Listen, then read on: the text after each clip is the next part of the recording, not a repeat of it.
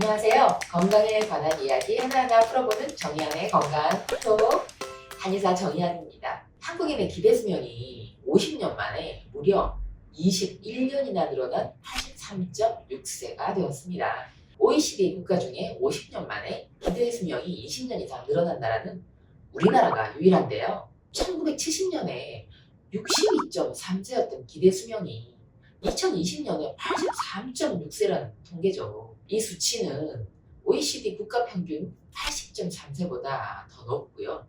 무엇보다 세계 최고의 수준이라는 의미입니다. 우리나라의 건강 수준, 의료 수준, 그리고 건강에 대한 인식이 예전에 비해서 상당히 높아진 건 사실입니다. 그리고 예전에 비해서 우리 주위를 보더라도 80세 이상 노인층이 굉장히 많이 늘어났다는 걸 알 수 있죠. 자, 오늘은 건강하게 기대 수명만큼 사는 방법에 대한 이야기입니다.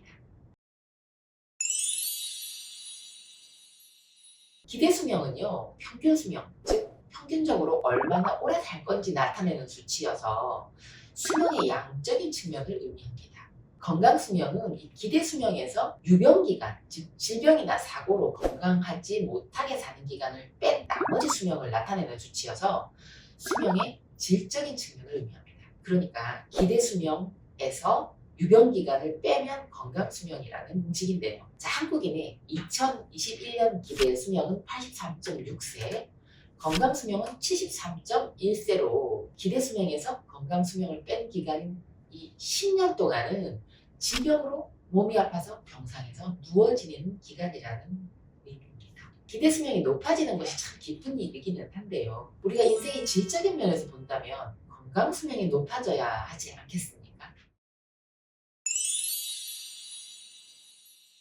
그래서 건강 수명을 어떻게 연장할 수 있을까 하는 이야기는 요즘 의학계는 물론이고 한국 사회 전반적인 화두입니다. 그런데 한국인들의 건강 수명 통계와는 좀 별도로 실제로 본인의 건강 상태를 긍정적으로 생각하는 비율은 31.5%밖에 안 됐어요. 이 수치는 OECD 평균인 68.5%보다 훨씬 낮은데요. 실제로 질병이 없더라도 본인의 정신적, 육체적인 건강 상태를 부정적으로 인식하고 걱정하고 있는 비율까지 포함한 것이라서 기대 수명과 건강 수명이 세계 최고 수치라는 객관적인 지표하고 좀 거리가 멉니다. 우리가 100세 시대라고들 하는데 나이가 젊었어도 본인이 건강하지 못하다고 인식을 하고 건강에 대해서 염려를 하고 있거나 실제로 또 건강 문제로 삶의 질이 떨어진다고 생각하는 사람들이 전체 3분의 2나 된다는 의미죠.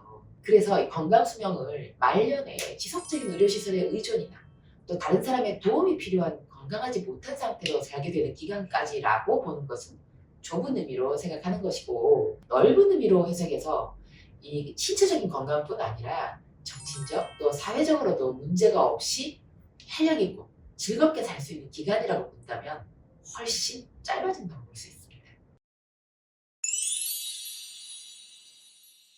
신체적, 정신적으로 건강한 상태를 오래 지속하기 위해서는 삶의 기본이 되는 수면, 땀, 호흡, 열감, 통증 등의 이 자연스러운 생체 활동에 문제가 없어야 됩니다. 그런데 불면증, 다한증, 공황증, 불안증, 시린몸, 냉증, 상열감, 신체화 증상, 만성 통증 이런 아주 다양한 질병으로 잠, 땀, 숨, 열, 통해 이런 다양한 증상들이 하나나 또는 여러 가지가 복합적으로 발생하는 이 자율신경 실조증은 전신적인 신체의 다양한 불편함도 물론 있지만 정신적으로도 공허하고 우울하고 고립감을 느낄 정도로 삶의 질이 떨어지는 질병입니다. 체온 조절, 또 호흡의 불편함, 잠들지 못하는 고통, 땀 배출의 과도함이나 또는 배출이 안 되는 거, 또 이름 모를 통증 이런 것은 사람의 정신을 좀 피폐하게 만들고 스스로를 굉장히 위축시키게 되니까요. 나이가 젊다고 하더라도 자율신경 기능에 문제가 있는 경우에 이 건강 수명이 확연히 줄어들게 됩니다. 제 진료실을 찾아오시는 분들도 나이에 상관없이 심한 우울증과 불안, 그리고 의기소침, 자괴감 이런 것으로 스스로 활력 있는 삶을 산 적이 언제였는지 기억조차 할 수 없다고들 하시거든요.